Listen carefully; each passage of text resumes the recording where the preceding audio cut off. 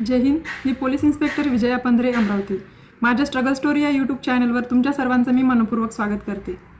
आता माझ्या स्टोरीमध्ये तुमच्या सर्वांना माहिती आहे की माझी परिस्थिती कशी होती.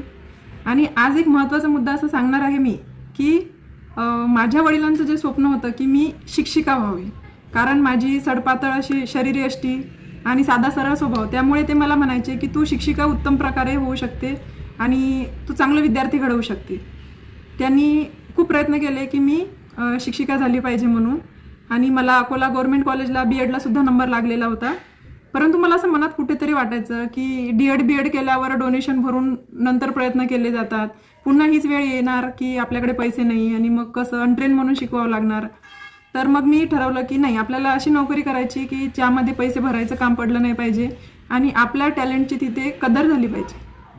म्हणून मग मी BEd 5 सप्टेंबरला शिक्षक दिनाच्या दिवशी सोडून आले. परस्पर वडिलांना माहिती नाही आणि यवतमाळला मैत्रिणीकडे तिच्या रूममध्ये राहायचे आणि अभ्यास सुरू केला मी स्पर्धा परीक्षेचा. मी ठाम ठरवलं की मला काहीतरी कॉम्पिटिटिव्ह एक्झाममधूनच पुढे जायचं आहे आणि हेच एक सर्वोत्तम पर्याय आहे की जो बिना पैशानी होणार आणि तिथे इमानदारीची, तुमच्या प्रामाणिकपणाची कदर होईल.